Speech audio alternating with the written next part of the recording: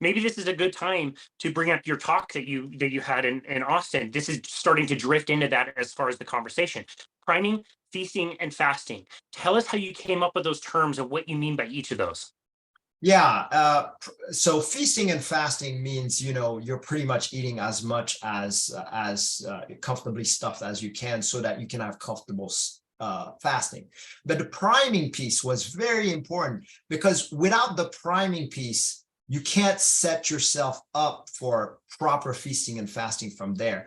I use the analogy of filling up a car, a gas tank. You fill it up all the way full, and then when it's full, it's fully primed, right? When it's fully primed, it takes a while for it to go down. So that means you can actually take a good hit. So you can have a lot of stress, and then you're still not craving. You can have a lot of chances of under eating by accident or whatever, and it still won't affect you because you're properly primed. The idea is to make sure you're always at that full tank and knowing when you start reducing. So priming became important. Priming, I wanted to keep it simple. I wanted to keep it simple for people to get it. And priming, all it is eating 3 meals a day plus for the first week. So in our snacks is included, and actually having coffee or tea, if you have coffee or tea, for dessert. That part, nobody really understood, right? The other 3 meals, they wrap their heads on pretty easy. That coffee or tea for dessert, people go kind of crazy on that. They're like, I can't do this. And I'm like, you know why you can fast until 1 o'clock all the time and think that it's a hunky-dory? Because you're suppressing your appetite. Why would you want to do that? If you're trying to listen to your body properly, get the coffee as a dessert. I'm not telling you to get rid of the coffee or tea or anything like that. Just do it after your meal. So that changed the whole ballgame. Okay, awesome. So is priming just something that you do when you're first starting on a carnivore diet? Yes. So that I like that. As a matter of fact, I even like priming for some experienced carnivores that feel like they might have a tendency to undereat because they're just used to being hungry all the time. And I've had experienced carnivore that's telling me that, they never went a day where they don't feel hungry all the time. And I'm like, yeah, you need to prime. Okay. Yes, it might be miserable, but you got to get that gas tank filled up. Okay, gotcha. Okay, so it's a cool tool that can be used really anywhere in somebody's journey, but especially when somebody is getting started or they're just chronically under eating. So that would be the first week, 2 weeks. What's kind of the average time that somebody's going to live there? Priming it's a 3-week process, actually. So the second week is actually where you're just eating 3 meals with no snacks. You're getting prepped up for less eating. And then the third week is actually 2 meals and with no snacks. And it should be actually where your body's begging to go to those 2 meals. The idea behind it is getting you ready for the fast from there. And the way you test your priming is you go into a 23-1 water only fast. And that's how you test it, how well you've done. If you're not able to do any of those, whether it's 2 MADs for 7 days without snacks, then obviously you're not ready. So that's how you find out whether you're primed. Okay, so you almost like test out of it, and that way, you got a 3-week average where most people can do that cadence and get it on in 3 weeks. But if other people are lagging behind, maybe they need a few more weeks of getting used to 2 meals a day. That test out would be a way that they would know they need to live there a little bit longer. Exactly. And also for experienced carnivores, I noticed for them about a week is good enough for them, or to a week and a half. So, it does depend. And I don't want people to override by any means their crew. So in other words, I don't want them to overstuff themselves where they're sick either. So the idea is you're not overdoing priming. You don't want to overdo priming. You don't want to do it too often. It's not a good idea. You want that gas tank to go down. So it's a balance, but it's an art too. To me, the beauty is when you start doing this, and I see this aha light bulb moment whenever people prime, they're like, I get it now. I get it, what it means to be fully nourished. And that's the concept that I want them to feel, what full nourishment feels like and what fasting on a full nourishment cycle feels like. I love that. That's amazing. Okay, so as we're going through the program, we're getting better at priming, we're kind of getting past that. Tell us about the feasting. What kind of patterns do you want people to get into when they do choose to eat? Yeah. So when they choose to eat, first of all, one of the biggest tricks I have, if you're fasting, especially on my program, because we go as high as 72, I want you to be able to eat that same portion meal that you eat normally without any repercussions. That's also another key sign you're ready for that fast. If you're starting to have problems like brain fogs, fatigue, cravings after a fast, any of those, you're not ready for that fast. Your body is just not ready to get there. So why would you want to push it extra hard? Don't get me wrong, there are special circumstances. For example, if you have Dr. Jason Fung will put people on 14-day fast right away. I get that. That's more medical. I'm not dealing with that. I'm dealing with people who can do constant fasting all the time and Okay. get the benefit of that.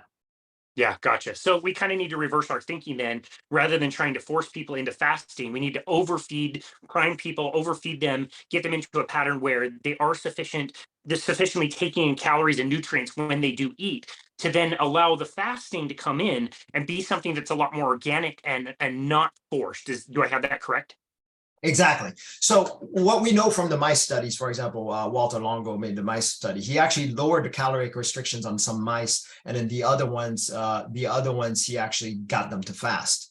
And on the lower restrictions, yeah, their bodies looked better, they were leaner, but they didn't have any lifespan.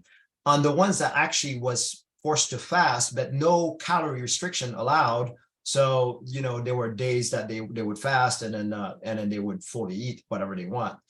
They had longer lifespan, and their weight was in check, and their furs, everything looked good. So what we need to know is it's about the balance between your feast and the fast. It's not calorie restriction. It's not less calories. All calorie restriction is going to do for you is malnourish you. We go into a malnourished state. People think that they come in fat. They're like, I'm obviously fully nourished. No, it doesn't work that way. You're actually chronically malnourished. And that's why I tell them, I know that doesn't make sense, but when you come to me 400 or 500 pounds, you're chronically malnourished.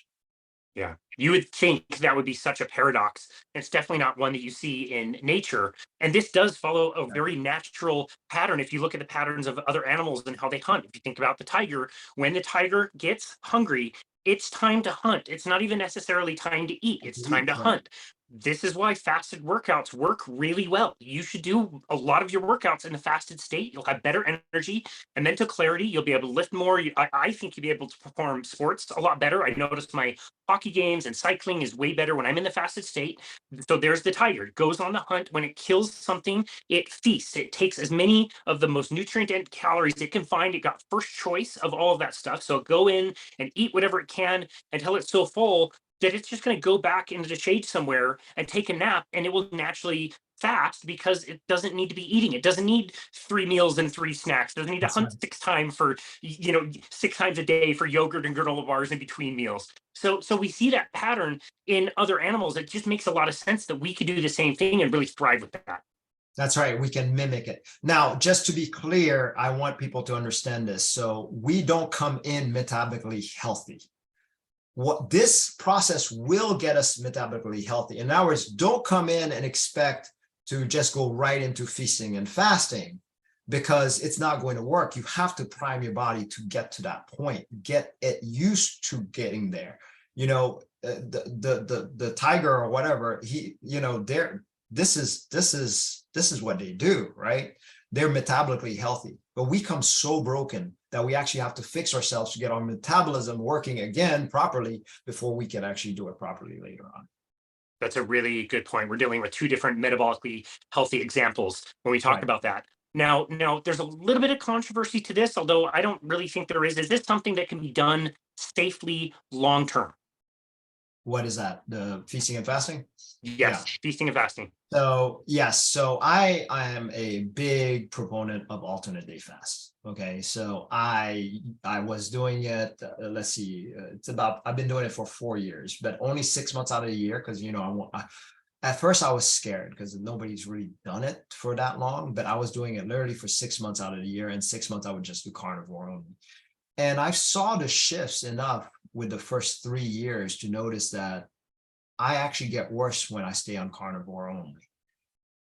compared to the alternate day fast. So this year, I'm going to go through the whole year alternate day fasted. There'll be breaks here and there. Like, for example, at KetoCon, I took like a 10-day break and just ate liberally, carnivore, of course.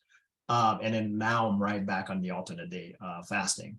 But there's so much benefit on that alternate day fasting that I was like, I don't see why I would not do this as a lifestyle.